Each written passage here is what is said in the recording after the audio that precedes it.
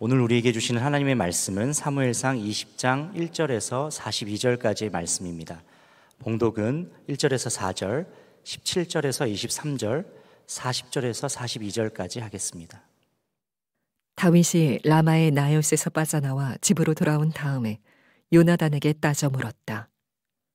내가 무슨 못할 일을 하였느냐? 내가 무슨 몹쓸 일이라도 하였느냐? 내가 자네의 아버님께 무슨 잘못을 저질렀기에 아버님이 이토록 나의 목숨을 노리시느냐? 요나단이 그에게 대답하였다. 자네를 죽이시다니 결코 그런 일은 없을 걸세. 내가 분명히 말하지만 우리 아버지는 큰 일이든지 작은 일이든지 나에게 알리지 않고서는 하시지를 않네. 그런데 우리 아버지가 이 일이라고 해서 나에게 숨기실 까닭이 무엇이겠는가? 그럴 리가 없네. 그러나 다윗은 맹세까지 하면서 말하였다. 자네가 나를 지극히 아낀다는 것은 자네의 아버님도 잘 알고 계시지 않은가? 그렇기 때문에 이 일만은 자네에게 알려서는 안 된다고 생각하셨을 걸세. 자네가 알면 매우 슬퍼할 테니까 말일세.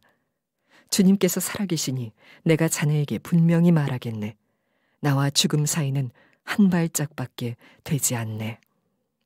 요나단이 다윗에게 제안하였다. 자네의 소원을 말해보게. 자네를 돕는 일이면 무엇이든지 하겠네. 요나단은 다윗을 제 몸처럼 아끼는 터라 다윗에게 다시 맹세하였다. 요나단이 다윗에게 약속하였다. 내일은 초하루이니 아버지가 자네의 자리가 빈 것을 보시면 틀림없이 자네가 왜 자리를 비웠는지 물으실 걸세. 모레까지 기다리다가 저번에 일이 있었을 때 숨었던 그곳으로 내려가서 에셀 바위 곁에 숨어 있게. 그러면 내가 연습 삼아 어떤 표적을 놓고 활을 쏘는 것처럼 그 바위 곁으로 화살을 3번 쏘겠네. 그런 다음에 내가 데리고 있는 종을 보내어 그 화살을 다 찾아오라고 말하겠네. 그때 내가 그 종에게 큰 소리로 너무 멀리 갔다. 이쪽으로 오면서 다 주워오너라 하고 말하면 주님께서 살아계심을 걸고 맹세하겠네. 자네에게는 아무 일도 없을 것이니 안심하고 나오게. 그러나 내가 그 종에게 아직 더 가야 된다. 화살은 더 먼 곳에 있다 하고 말하면 주님께서 자네를 멀리 보내시는 것이니 떠나가게. 오직 우리가 함께 약속한 말에 대해서는 주님께서 길이길이 자네와 나 사이에 증인이 되실 걸세. 그런 다음에 요나단은 데리고 왔던 그 어린 종에게 자기의 무기를 주면서 그것을 들고 성읍 안으로 들어가라고 말하였다. 그 어린 종이 성읍 안으로 들어가니 다윗이 그 숨어있던 바위 곁에서 일어나 얼굴을 땅에 대면서 3번 큰 절을 하였다. 그리고 그들은 서로 끌어안고 함께 울었는데 다윗이 더 서럽게 울었다. 그러자 요나단이 다윗에게 말하였다. 잘 가게. 우리가 서로 주님의 이름을 걸고 맹세한 것은 잊지 않도록 하세. 주님께서 나와 자네 사이에서뿐만 아니라 나의 자손과 자네의 자손 사이에서도 길이길이 그 증인이 되실 걸세. 다윗은 일어나 길을 떠났고 요나단은 성 안으로 들어갔다. 아멘. 하나님의 말씀입니다. 모두 자리에 앉으시겠습니다.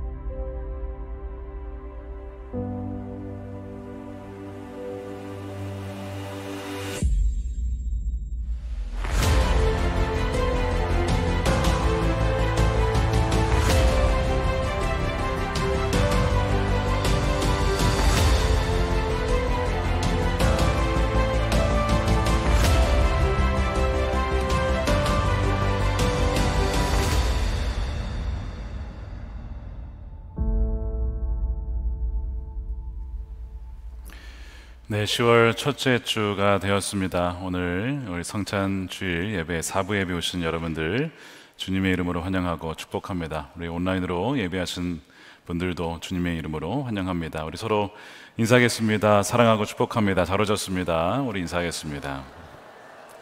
네, 잘 오셨습니다. 네, 사무엘상 하나님 마음에 맞는 사람 22번째 시간입니다. 예기치 못한 길 그러나 이끄시는 길이라는 제목의 말씀을 나누겠습니다. 우리는 삶에서 승리를 원합니다. 그리고 승리를 누릴 때가 있죠. 근데 승리 이후는 참 위험한 시기입니다. 교만해질 수도 있고요, 동료의 시기와 질투를 받을 수도 있고요, 그런 말미암아 낙심하게 될 수도 있기 때문에 그렇습니다.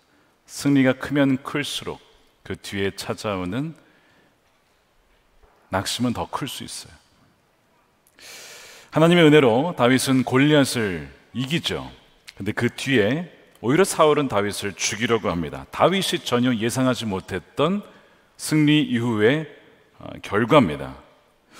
우리가 예상하지 못한 방식으로 인생은 흘러갈 때가 너무나 많이 있습니다. 그리고 우리 힘으로 도무지 감당할 수 없는 일들을 마주할 때도 너무나 많죠. 그래서 우리가 할 수 있는 모든 헌신과 순종과 노력을 다해보지만 나아질 때도 있지만 여러분 더 악화될 때도 있습니다. 다윗은 주님을 위해서 용기 있게 나선 사람이에요. 그러면 하나님께서 책임져 주셔야 되지 않겠습니까? 근데 오히려 사울에 의해 죽을 수 있는 가장 인생의 최대 위기를 맞이하게 돼요. 그가 도망을 다니다가 사무엘이 있는 라마의 나옳이라고 하는 것에 숨습니다. 그런데 거기까지도 사울이 병사를 보내서 쫓아오니까 거기서 다시 빠져나와서 이제는 요나단과 만나게 되어서 그 상황을 요청을 하죠. 내가 이런 상황에 있다. 그러면서 이 다윗이 얼마나 사실은 두려워하던지 이 골리앗 앞에서도 두려워하지 않았던 다윗인데 지금 이 죽음의 위기 속에서 요나단에게 이런 얘기를 하죠. 3절에 보면 나와 죽음 사이는 한 발짝밖에 되지 않네. 한 발짝만 내가 더 내디디면 나는 죽는 거야. 그런 얘기를 하고 있어요. 예상치 못한 죽음의 위기가 왔을 때 무서워하지 않을 자가 어디 있겠습니까? 다윗도 두려워하고 다윗도 근심하고 다윗도 지금 사실은 굉장히 낙심해 있습니다. 다윗도 사람입니다. 다윗이라고 해서 어떤 역경도 그냥 무조건 다 이기는 게 아니에요. 굉장히 떨고 있습니다. 누구든지 하나님께 시선을 고정하면 골리앗과 같은 거인, 인생의 거인을 만났을 때 두려워하지 않고 이길 수 있지만 주님을 향한 시선을 놓치게 되면요, 사람이 무서운 겁니다. 사람이 가장 무서운 거예요. 그렇게 언제든지 바뀔 수 있는 것이죠. 다윗의 이런 연약함이 우리 안에도 있지 않습니까? 1절에 보면 다윗은 굉장히 억울했던 거예요. 요나단이 이런 얘기를 해요. 내가 무슨 죄를 저질렀냐는 거죠. 내가 당신의 아버지께 뭘 잘못했습니까? 내가 무슨 잘못을 저질렀길래 아버님이 이토록 나의 목숨을 노리는 겁니까? 다윗이 뭘 잘못했어요? 잘못한 게 없죠. 아니, 잘못한 게 있습니다. 상사보다 더 뛰어났던 거? 그것 때문에 고통당하는 분들이 얼마나 많은지 몰라요. 상사보다 더 믿음이 좋았던 거? 국가적인 위기 상황에서 영웅이 된 거? 그게 잘못한 것이라면 잘못한 거예요. 근데 그 결과는 포상과 어떤 영광이 아니라 죽음의 위협이라고 하는 거예요. 이순신 장군이 뭘 잘못했어요? 나를 구한 것 뿐이죠. 그런데 모함을 당하잖아요. 시기를 당하잖아요. 왕의 명령을 거역합니다 이래가지고 거의 사실 죽을 위기에 있다가 그래서 감옥에 가게 되죠. 이런 위기에 있으니까요, 하나님이 나에게 주셨던 약속이 진짜일까? 기름 부어주셨는데 그게 정말일까? 의심이 되고 시작하고요, 그 다음에 하나님의 약속이 마치 공수표처럼 느껴지는 것입니다. 여러분들 중에, 많은 분들 중에 이런 분들이 계실 것 같아요. 하나님을 사랑하고 믿지만 고난 속에서 하나님의 말씀이나 약속이 도대체 무슨 능력이 될까? 현실은 그렇지 않기 때문에. 여러분들이 그렇게 느끼신다면 바로 여러분들이 지금 사울에 쫓겨다니는 다윗과 같은 것입니다.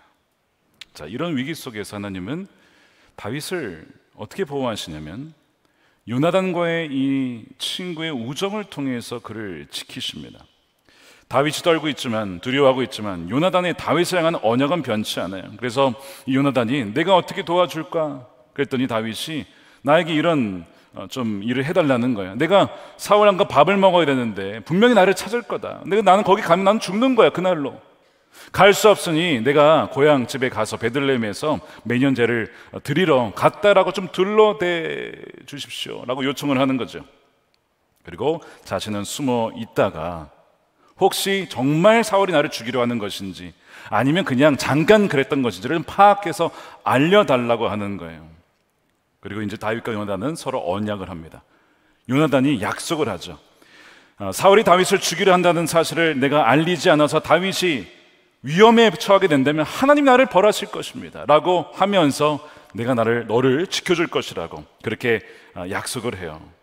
16절에 요나단은 다윗의 집안과 언약을 맺고 말하였다. 주님께서 다윗의 원수들에게 보복하여 주시기를 바라네. 설령 그 보복이 나에게 다가온다 할지라도 나는 너를 지켜주겠다 라고 정말 신실하게 고백하는 요나단의 모습이죠. 하나님께서는 이 요나단이라고 하는 친구를 통해 다윗을 그 위기에서 건져주시는 거예요. 제가 묻고 싶은 것은 여러분들에게 이러한 친구가 있으십니까? 성경은 곳곳에서 믿음의 우정을 나눌 수 있는 친구가 얼마나 중요한지, 사도 바울은 자신의 로마서의 편지 마지막에도 나를 위해서 목숨을 걸어주었던, 지켜주었던, 자신의 재산을 또한 주면서까지도 지켜주었던 많은 믿음의 동역자를 얘기를 합니다. 이들이 아니었다면 나는 이 사명 완수할 수 없었을 것입니다. 그렇게 얘기를 하거든요. 우정이 얼마나 중요한지 몰라요. 우리는 관계적으로 지음받았습니다. 하나님께서 아담을 지으신 다음에 혼자 있는데 혼자 있는 것이 보기 좋지 못했다. 아담도 그랬어요. 외로워하는 거예요. 그래서 짝을 지어주지 않습니까? 관계적으로 우리가 지음받은 거예요. 삼위일체 하나님, 성부, 성자, 성령 하나님이 완벽하게 하나된 관계적인 분이시기 때문에 그의 형상대로 지음받은 우리 역시도 관계 안에서 살아갈 수 있는 존재입니다. 그래서 부부가 있는 것이죠. 물론 궁극적인 하나님과의 관계가 가장 중요한 것이고, 부부의 관계, 부모와 자녀 간의 관계, 친구 간의 우정의 관계, 요즘에는 반려견과의 관계, 애정이라고 하죠. 종과 종을 뛰어넘는 관계. 이 관계 속에서 우리는 지음받았기 때문에 이 우정이 얼마나 중요한지 몰라요. 요즘에는 이 동성 간의 우정이 좀 모호해지고 있습니다. 그것을 동성애라는 이름으로 사라져가고 있어요. 이제는 우정이라고 하지 않습니다. 그걸 사랑이라고 표현해요. 그렇지 않습니다. 성경은 분명하게 친구의 우정과 사랑을 구별하고 있습니다. 성경에 보니까 하나님께서는 다윗과 요나단의 우정을 통하여 다윗을 보호하시고 다윗의 약속을 지키시고 또한 이루어 가시는 것을 보게 돼요. 여러분들에게 이러한 믿음의 동역자들과 친구가 있게 되기를 축복합니다. 그리고 여러분들이 누군가의 요나단이 되어 주십시오. 위기에 처한 이들을 위하여서 기도해주고 품어주고 함께해주고 아파해주고 자신의 것을 내어줄 수 있는 그런 요나단과 같은 친구 말이죠. 그리고 우리 교회가 그런 요나단과 같은 그런 친구와 같은 교회가 될 수 있기를 소망합니다. 근데 성경은 놀랍게도 예수님이 우리의 궁극적인 친구가 되어주신다, 참 귀한 약속의 말씀을 해주십니다. 요한복음 15장이죠. 13절에 사람이 자기 친구를 위하여 자기 목숨을 내놓은 것보다 더 큰 사랑은 없다. 내가 너에게 명한 것을 너희가 행하면 너희는 나의 친구다. 와, 주님이 우리를 친구로 여겨주시네요. 나는 너희를 친구라고 불렀다. 내가 아버지에게 들은 모든 것을 너희에게 알려주었기 때문이다. 하나님이 아브라함을 친구라고 여겨주시면서 그의 비밀을 다 알려주셨던 것처럼 주님께서는 우리에게 친구라고 부르시면서 그의 비밀을 알려주시는, 그리고 우리를 위해서 십자가에서 죽으시기까지 친구를 위하여 목숨을 버리신 이 십자가의 사랑이 가장 큰 위대한 사랑이라고 말씀하시죠. 그러니까 요나단이 겉옷을 벗고 칼까지 내어주며 다윗을 위해서 자신의 왕자마저도 내어준 이 요나단의 모습은 바로 우리 주님을 가리키는 모습입니다. 이 주님이 여러분과 함께 하십니다.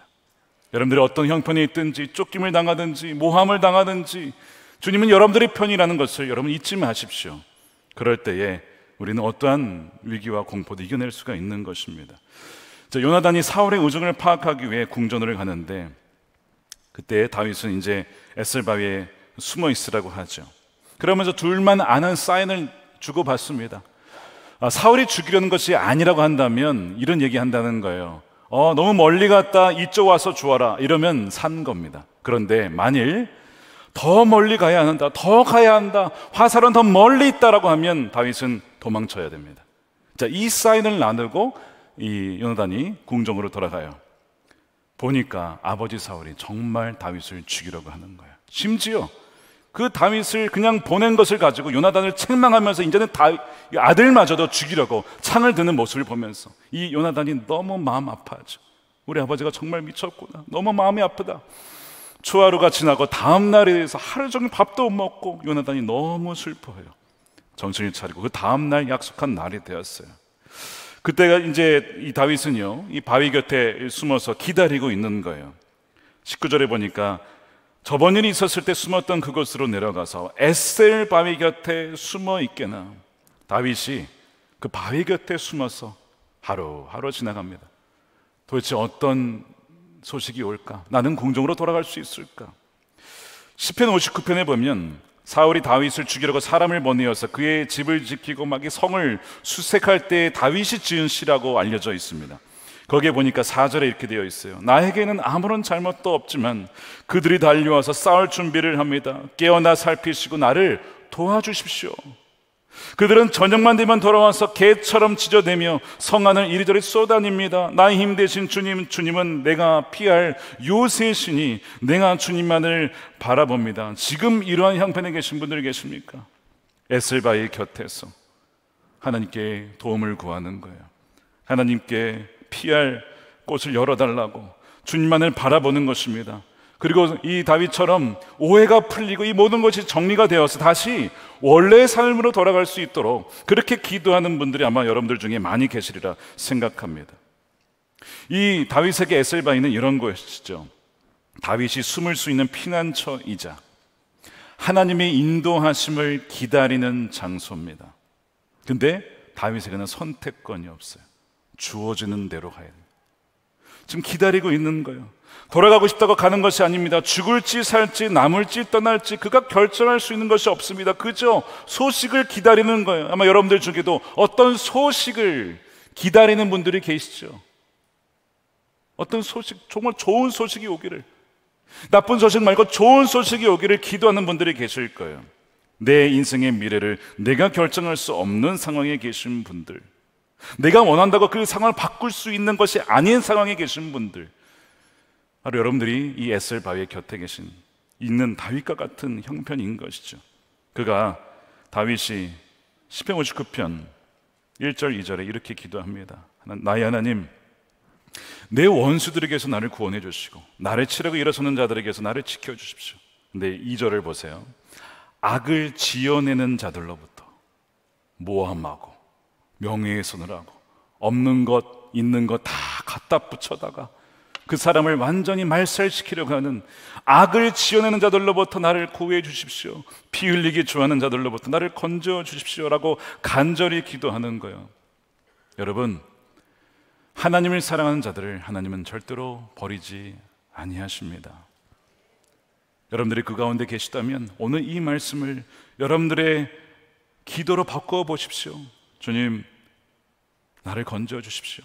주님, 저를 보호해 주십시오. 주님은 반드시 여러분들의 기도에 응답하실 거예요. 사흘째 저녁이 되었을 때에 요나단이 약속한 대로 화살을 쏩니다.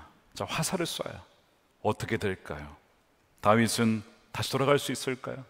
원래의 삶으로 돌아갈 수 있을까요? 아니면 떠나야 할까요? 자, 37절에 보니까 이런 소리가 들려옵니다. 요나단이 쏜 화살이 떨어진 곳으로 그 어린 종이 달려가자 요나단이 그의 뒤에다 대고 소리쳤다. 아직도 덜 갔다. 화살이 더 먼 곳에 있지 않느냐. 무슨 뜻이죠? 다윗아, 도망쳐야 된다. 사울이 너의 목숨을 노리고 있다. 너를 죽이려고 한다. 여러분, 이것은 다윗이 바라고 원하고 기도하고 기대했던 응답이 아니었습니다. 이제 요나단과 헤어져야 돼요. 우리가 기도하면 우리가 기도한 그대로 다 응답이 되던가요? 아니면 내가 기도한 것과는 또한 기대한 것, 예상한 것과는 전혀 다른 방향으로 응답이 되던가요? 그럴 때도 있죠. 바로 이날이 다윗에게 되는 그런 날이었습니다. 다윗은 그래도 자신을 살려주기 위해서 참 위험한 상황을 이렇게 기꺼이 감당해준 요나단에게 3번 절을 합니다. 마치 부모님께 먼 길을 떠나기 전에 부모님 건강하셔야 됩니다. 건강하십시오. 오랫동안 보지 못할 것 같습니다. 그때 3번 절을 하듯이 다윗이 요나단에게 3번 절을 하고 그리고 함께 부둥켜 안고 울지요. 41절 보십시오. 다윗이 그 숨어있던 바위 곁에서 일어나 얼굴을 땅에 대면서 3번 큰 절을 하였다. 그리고 그들은 서로 끌어안고 함께 울었는데 다윗이 더 서럽게 엉엉 우는 겁니다. 여러분, 이 부분을 잘 생각해 보세요. 상상해 보십시오. 다윗의 형편과 심정을 생각해 보세요. 왜 다윗이 떠나야 됩니까? 왜 다윗이 도망가야 됩니까? 도대체 다윗이 뭘 잘못했다고요? 슬픔과 억울함과 외로움과 절망의 이 심정이, 이 복합적인 심정이 다윗의 심정이죠. 그래서 그가 서럽게 울었던 것이죠. 다윗이 한 건 뭡니까? 그죠? 믿음으로 살려고 했던 것뿐입니다. 남들이 다 물러서고 다 두려워하고 나서지 않을 때에 그저 믿음으로 용기 있게 반응했던 것뿐인데 결과가 이게 뭐냐는 거죠. 가정을 지키고 교회를 지키고 나라를 지키고자 하는 것인데 결과가 전혀 내가 예상했던 결과가 아닌 거예요. 여러분들도 혹시 마찬가지십니까? 지금까지 믿음으로 살아오려고 한 거예요. 정말 하나님이 기뻐하시는 일을 하려고 했던 건데 여러분들의 가정을 보십시오. 기업을 보십시오. 지금 이 형편이 정말 여러분들이 생각했던 그 모습인가요? 이 서럽게 온 것이 에셀 바위입니다. 하나님이 보호해 주시는 피난처라는 어떤 상징을 갖고 있는데 그것만의 의미는 아니에요. 에셀 바위는 하나님의 보호하심을 상징하지만 동시에 하나님이 우리의 예상과는 다르게 인도하시는 곳을 상징합니다. 우리 예상과는 다르게 인도하시는 곳을 상징하는 것이 에셀 바위예요. 그래서 그가 가야 하는 것은 황폐한 광야입니다. 다윗이 원하고 바랐던 곳이 아니죠. 하지만 주님이 이끄시는 길이요, 하나님이 원하시는 길이요, 생명의 길이요, 고난의 길이자 그러나 또한 십자가의 길입니다. 생명의 길이었습니다. 마태복음 4장에 보면 예수님께서 세례를 받으시고 성령이 임하면서 기름 부으심을 받으시고 그 다음에 가는 것이 광야입니다. 다윗이 왕으로 기름 부음 받은 다음에 가는 것이 왕궁이 아니었어요. 그도 역시 광야로 가게 됩니다. 거기에서 예수님이 마귀에게 시험을 당하시죠. 테스트를 당하시고 또한 시련을 당하는 것이 바로 광야입니다. 그런데 누구에 의하여 이끌려갑니까? 성경은 놀랍게도 그것이 성령께서 그를 거기로 이끄셨다라고 얘기합니다. 마태복음 4장 1절에 보십시오. 즈음에 예수께서 성령에 이끌려, 실수가 아니에요, 성령에 이끌려 광야로 가셔서 악마에게 시험을 받으셨다. 이 광야는 어떤 광야입니까? 민수기에서 이스라엘 백성들이 하나님만으로는 충분치 못하니 우리에게 이러저러 이걸 다 주셔야만 됩니다. 하나님은 부족해요. 우리에게 하나님만으로 만족할 수 없습니다 라고 했던 그 광야입니다.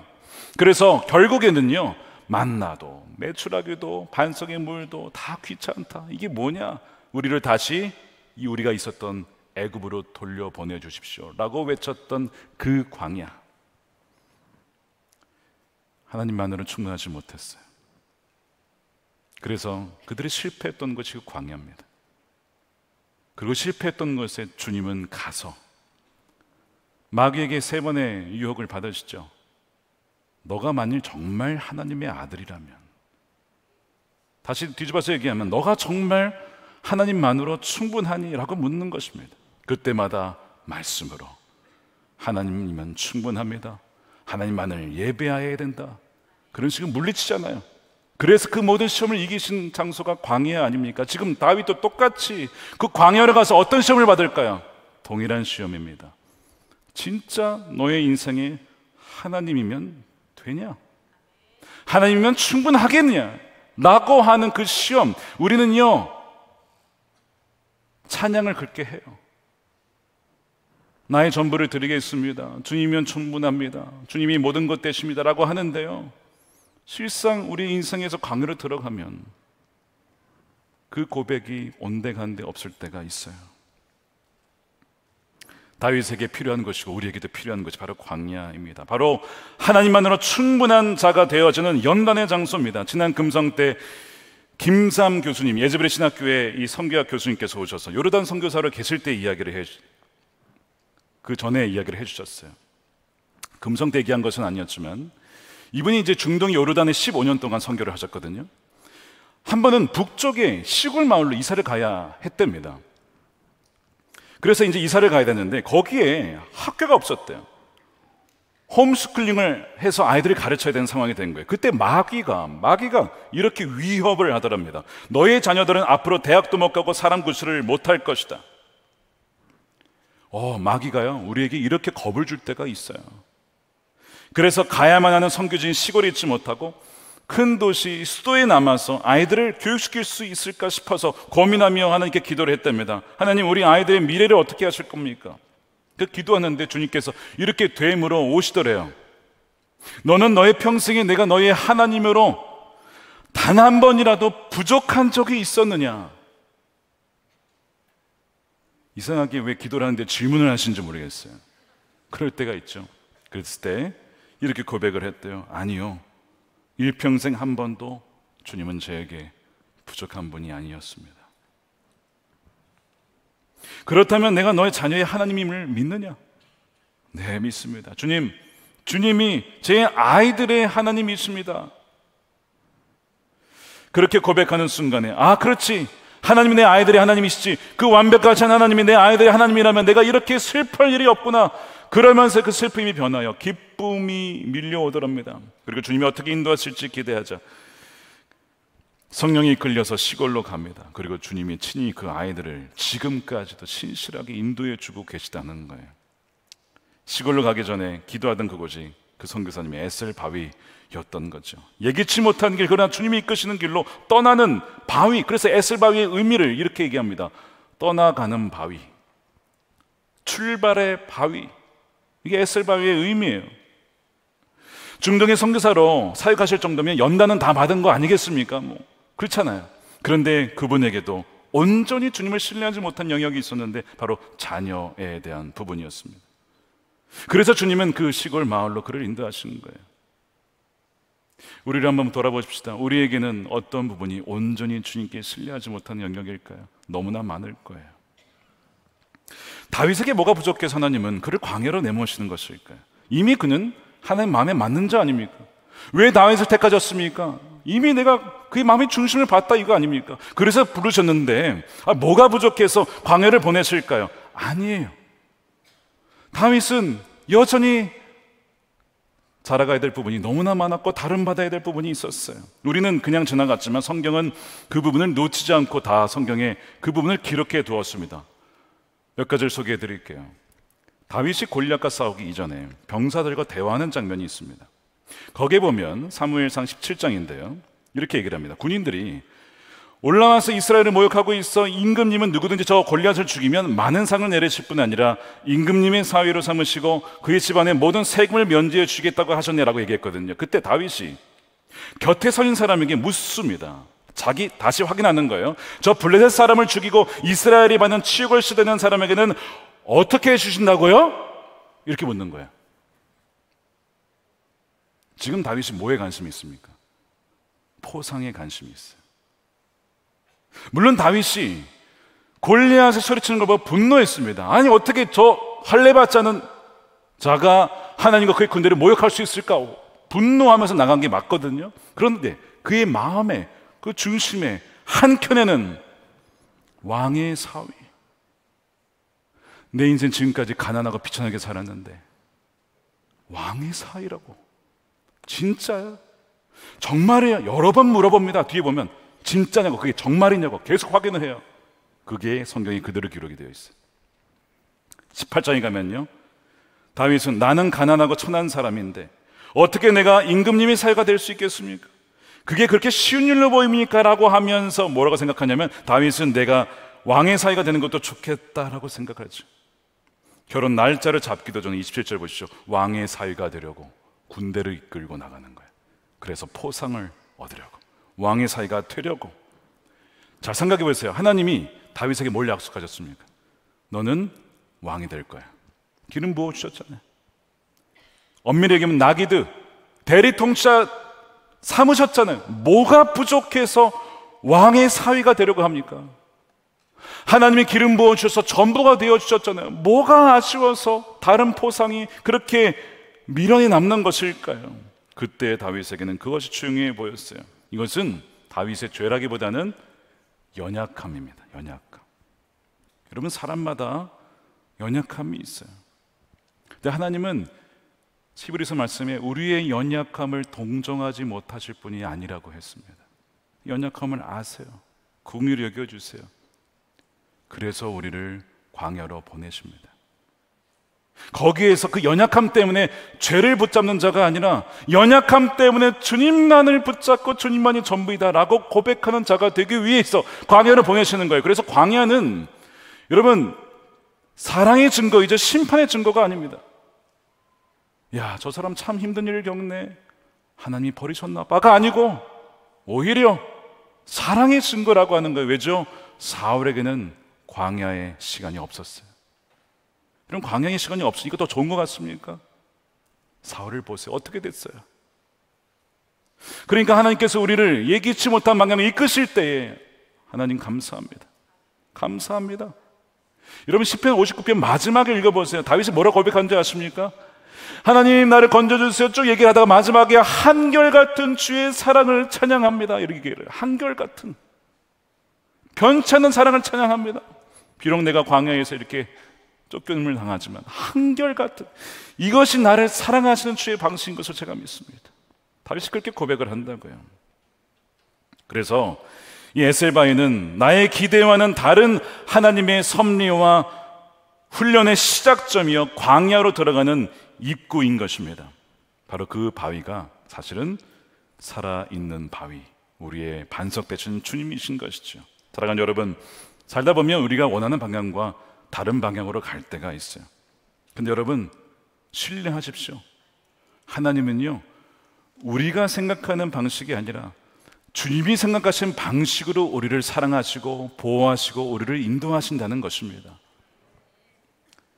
다윗에게 필요한 것은 왕의 사위나 더 많은 포상이 아니고요, 여전히 남아있는 육신의 자아가 날마다 죽었음을 선포하고 내 안에 계신 주님이 더욱더 그를 사로잡는 것, 이것이 다윗에게 필요했던 것입니다. 그 김상 교수님 간증, 지난 금요일 간증 중에 에즈베리 부흥의 현장에 들어서자마자 그분의 이런 느낌이 확 드셨대요. 마옵소서, 마옵소서, 하나님 정말 살아계셨네요. 15년을 중동 선교로 사셨던, 평생을 그리스도에 살았던 분이 하나님 정말 살아계셨네요. 근데 왜 마옵소서라고 했을까요? 내가 지금까지 기도했던 거, 내가 지금까지 살아왔던 거, 하나님이 살아계시다면 이거 어떡하지? 내가 하나님께 기도할 때에도 하나님 제발 이 안에서만 역사해 주세요. 박스 안에 가둬놓고 하나님 제발, 하나님 역사하시지만 이 내가 생각한 계획 안에서만 역사하셔야 됩니다. 절대로 벗어나시면 안 됩니다. 그렇게 기도했다는 거예요. 그게 우리의 기도 아닙니까? 하나님, 일로 가야 된다고, 일로. 주님은 일로 데려가시는 거예요. 예기치 못한 길로. 그게 얼마나 공감이 되든지. 지난 목요일에 요셉교구 수련회가 있었습니다. 혹시 오신 분이 계십니까, 이 자리에? 김명선 목사님이 강사로 오셨어요.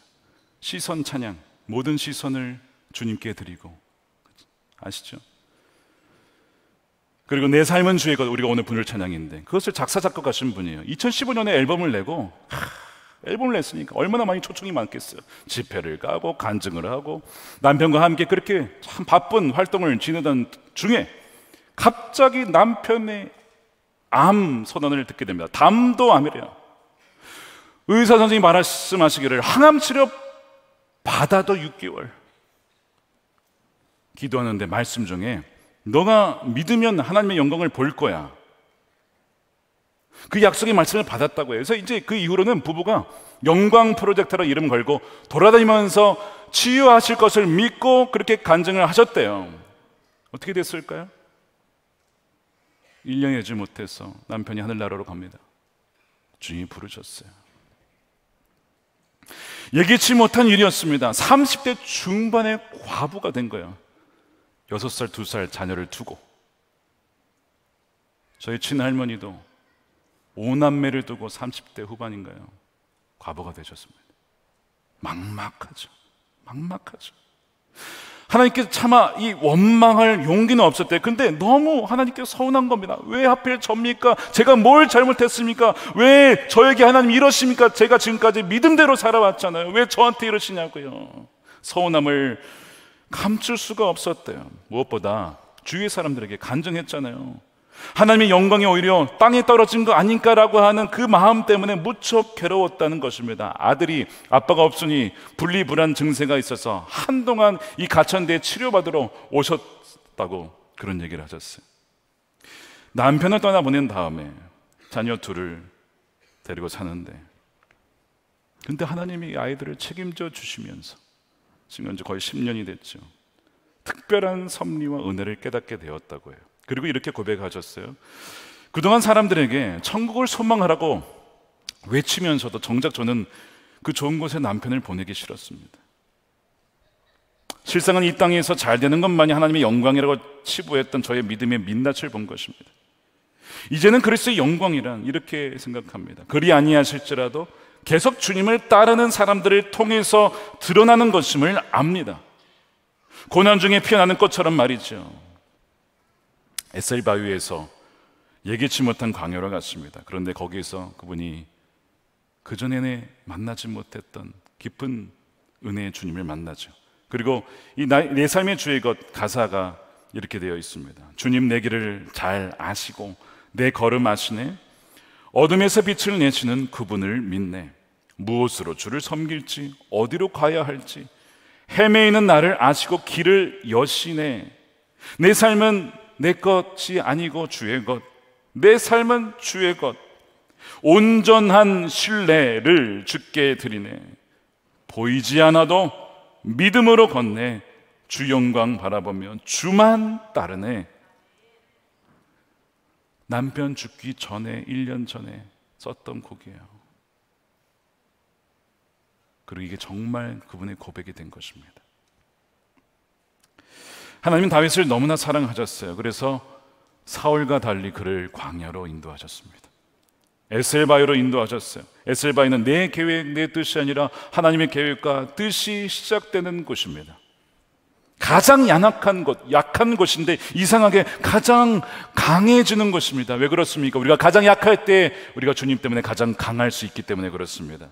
사랑하는 여러분, 우리가 오늘 성찬을 받을 겁니다. 성찬을 행할 때마다 주님께서 나를 기억하여라. 너가 가장 약할 때 내가 너와 함께함으로 너가 가장 강한 자가 될 수 있음을, 내가 너와 함께함으로 연합함으로 너가 승리할 수 있음을 기억하여라. 내가 너를 죽기까지 사랑하였음을, 지금도 사랑함을, 영원히 사랑함을 기억하여라. 우리가 오늘 이 성찬을 받을 때에 그 믿음을 고백했으면 좋겠습니다. 주님이면 충분합니다. 주님이 나의 전부가 되십니다.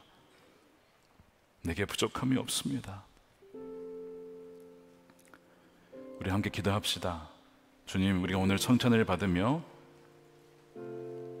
예기치 못한 광야로 나아가서 걷고 있는 이들에게, 그리고 에셀 바위에서 펑펑 울며 서럽게 울며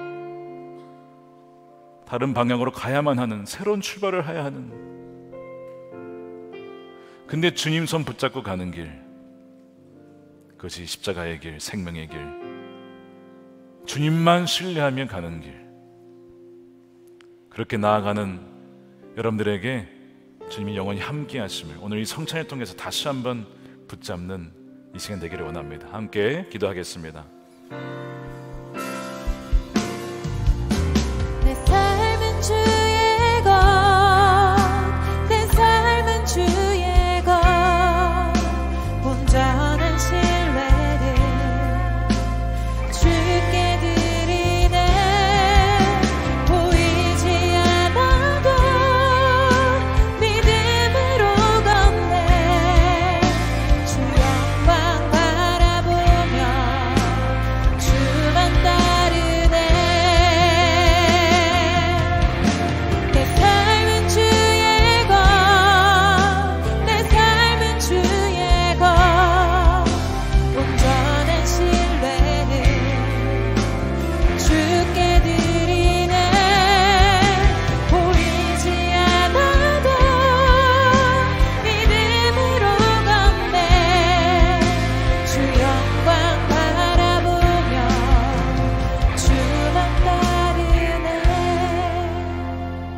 살아계신 아버지 하나님 감사합니다. 오늘 성찬 주일 맞이해서 오늘 이 자리에 예배하러 나온 우리 모든 사랑하는 주의 백성들 가운데 임재하여 주옵소서. 이 시간 성찬 테이블 가운데 성령으로 역사해 주셔서 떡과 포도주를 마실 때에 우리와 영원히 연합하시고 우리와 함께 하시는 임마누엘의 주님을 다시 한번 굳건히 믿고 붙잡고 나아가는 사랑하는 우리 모든 성도들이 되게 하여 주시옵소서. 감사하며 우리 구주 예수님의 이름으로 기도드립니다. 아멘. 주님께서 잡히신 밤에 제자들을 불러 모으시고 축사하시고 떡을 떼어 제자들에게 나눠 주시면서 말씀하셨습니다. 이것을 받아 먹으라. 이것은 너희를 위하여 주는 내 몸이다. 십자가에서 자신의 몸을 찢어서 우리에게 전부를 내어주신 주님의 사랑을 우리가 이것을 행할 때마다 주님은 기억하라고 말씀하셨습니다. 잔을 들어 축사하시고 또한 제자들에게 나눠주시면서 말씀하셨습니다. 이것을 받아 마셔라. 이것은 너희를 위하여 주는 나의 피, 너희의 죄사함을 얻게 하려고 주는 새 언약의 피라고 말씀하셨습니다. 역시 이것을 마실 때마다 나를 기억하여라 하셨습니다. 우리의 연약함이 있습니다. 우리의 연약함 때문에 넘어질 때가 있습니다. 주님 한 분으로 충분하지 못하다라고 여겨서 다른 것을 붙잡을 때가 많습니다. 그러나 이 모든 죄악을, 우리 연약함을 주님 앞에 고백할 때에 우리 연약함을 동정하지 못할 뿐이 아니라고 하였사오니 이 시간 주의 보혈로 우리를 깨끗이 씻어주시고 온전히 주님만으로 충분하다고 고백할 수 있는 그 광야의 시험에서 승리하는 우리 모두가 되게 해달라고 우리 함께 성찬하는 가운데 그 은혜가 부어지게 되기를 축복합니다. 우리 먼저 우리 떡을 받으시고 말씀을 묵상하신 후에 함께 드시도록 하겠습니다. 나는 하늘에서 내려온 살아있는 떡이니 사람이 이 떡을 먹으면 영생하리라. 내가 줄 떡은 곧 세상의 생명을 위한 내 살이니라 하시니라. 우리가 축복하는 바 축복의 잔은 그리스도의 피에 참여함이 아니며 우리가 떼는 떡은 그리스도의 몸에 참여함이 아니냐. 떡이 하나요 많은 우리가 한 몸이니 이는 우리가 다 한 떡에 참여함이라. 친히 나무에 달려 그 몸으로 우리 죄를 담당하셨으니 이는 우리로 죄에 대하여 죽고 의에 대하여 살게 하려 하심이라. 그가 채찍에 맞음으로 너희는 나음을 얻었나니. 사랑하는 자들아, 우리가 서로 사랑하자. 사랑은 하나님께 속한 것이니 사랑하는 자마다 하나님으로부터 나서 하나님을 알고 사랑하지 아니하는 자는 하나님을 알지 못하나니 이는 하나님은 사랑이심이라. 하나님이 사랑이 우리에게 이렇게 나타난 바 되었으니 하나님이 자기의 독생자를 세상에 보내심으로 그로 말미암아 우리를 살리려 하심이라. 여러분을 위해 주신 우리 주 예수 그리스도의 몸이 여러분을 영생에 이르도록 보호해 주십니다. 그리스도께서 여러분을 위해 죽으셨음을 기억하면서 믿음과 감사로 이 떡을 받으시기 바랍니다. 이것은 저와 여러분을 위해 주시는 주님의 몸입니다. 아멘. 우리 잔을 받으시고 말씀 묵상 후에 함께 드시겠습니다. 만일 우리가 죄가 없다고 말하면 스스로 속이고 또 진리가 우리 속에 있지 아니할 것이요. 만일 우리가 우리 죄를 자백하면 그는 미쁘시고 의로우사 우리 죄를 사하시며 우리를 모든 불의에서 깨끗하게 하실 것이요. 나의 자녀들아, 내가 이것을 너희에게 쓰면 너희로 죄를 범하지 않게 하려 함이라. 만일 누가 죄를 범하여도 아버지 앞에서 우리에게 대언자가 있으니 곧 의로우신 예수 그리스도시라. 그는 우리 죄를 위한 화목제물이니 우리만 위할 뿐 아니요 온 세상의 죄를 위하심이라. 수고하고 무거운 짐진 자들아, 다 내게로 오라. 내가 너희를 쉬게 하리라.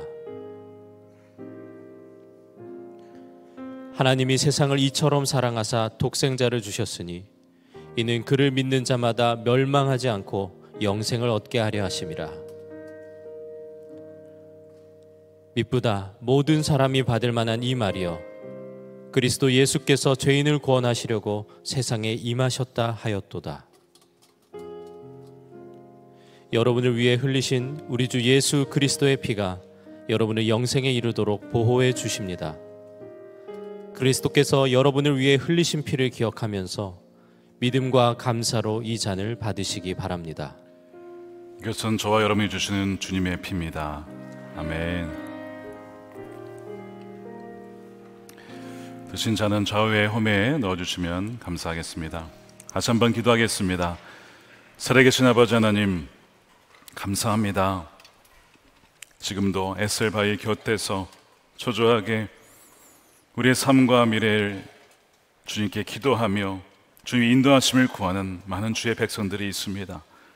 때로는 억울하고 너무나 원통해서 눈물이 나기도 하고 정말 우리가 어디로 가야 할지 헤매는 상황 속에서, 그러나 주님은 언제나 우리의 피할 바위가 되시고 우리의 길이 되시고 진리 되시고 우리의 생명이 되심을 고백합니다. 이 시간 하나님, 두려워하며 떨며 방황하는 주의 백성들 가운데 친히 임재하여 주셔서 저에게 친히 주의 생명의 손으로 붙잡아 주시고 주의 원하시는 길로 인도하여 주시옵소서. 우리의 연약함과 우리의 흔들림을 불쌍히 여겨주시고 아버지, 다시 한번 광야 속에 있을 때라도 주님이 우리의 전부가 되시며 주님만으로 충만함을 고백하는 그 믿음을 우리 모두에게 허락하여 주시옵소서. 먼저 그의 나라와 의를 구하며 주님이 기뻐하신 일에만 순종하며 때로는 우리의 예상과 다른 길로 간다 할지라도 그것이 하나님께서 우리를 사랑하시는 방식임을 신뢰하며 그 발걸음을 주여 내딛는 믿음의 백성들이 되게 하여 주시옵소서. 아버지 하나님, 온전한 11조와 감사헌금과 선교헌금으로 주님께 올려드립니다. 주의 기쁘신 뜻을 위하여 마음껏 사용하여 주시며 가정도 기업도 저의 일터도 자녀들도 하나님의 기뻐하신 사람들로 세워질 수 있는 귀한 삶의 터전이 되게 하여 주시옵소서. 아버지 하나님, 이 나라가 진정 하나님을 경외하는 나라가 되게 하여 주시옵시고 아버지 하나님, 가정 정체성과 성 정체성이 흔들리며 무너지는 이 나라 가운데 하나님의 말씀 위에 법이 세워지게 하여 주시옵소서. 아버지 하나님, 남과 북이 복음으로 속히 통일되게 하여 주시며 한반도 전체가 하나님을 함께 예배하는 그날이 오게 하여 주시옵소서. 주여, 중동의 전쟁이 계속 확산되어 가고 있습니다. 하나님의 뜻이 하늘에서 이루어진 것 같이 그 땅 가운데서도 이루어지게 하여 주시옵소서. 무고한 희생자가 없게 하여 주시옵시고 아버지 하나님의 나라가 속히 임하여 주님이 다시 오시는 그날 우리가 예비하며 그날을 준비하며 고운 길을 펼칠 수 있는 주의 하나님의 백성들이 다 될 수 있도록 복음을 증거하다가 다 그 복음이 증거되어 주님이 오실 그날을 다 맞이하게 하여 주시옵소서. 감사하며 우리 구주 예수님의 이름으로 축복하며 기도드립니다. 아멘. 다 같이 일어나셔서 준비하신 힘을 드리면서 찬양하겠습니다.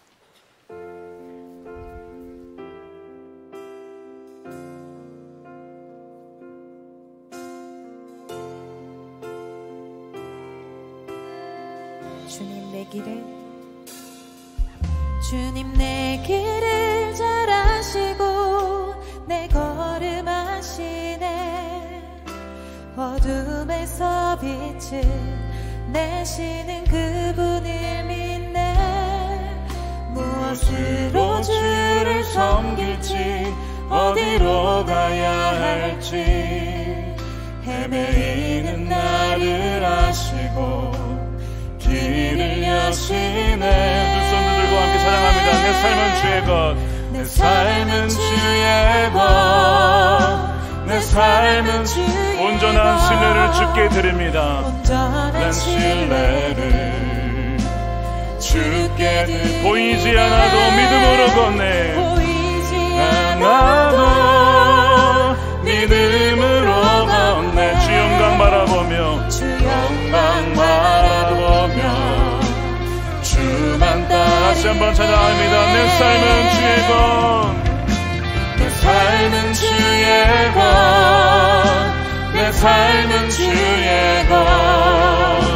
온전한 신뢰 주께 드립니다. 주께 드립니다. 보이지 않아도 믿음으로 걷습니다. 보이지 않아도 믿음으로 걷네. 주 영광 바라보며 주만 따르네. 이제는 우리의 길이요 진리요 생명 되신 예수 그리스도의 크신 은혜와 아버지 하나님의 우리 머리를 헤아릴 수 없는, 측량할 수 없는 사랑하심과 우리를 떠나지 아니하신 성령님의 감화감동 내주하심이 예기치 못한 길로 주님이 이끄신다 할지라도 온전한 신뢰로 주님만 따라가기를 결단하는 사랑하는 우리 모든 성도들 머리 위에 저들의 가정과 일터와 살아가는 자녀들, 다음 세대, 이 기회 나라와 민족 가운데 영원히 함께 하시기를 간절히 축원하옵나이다. 아멘.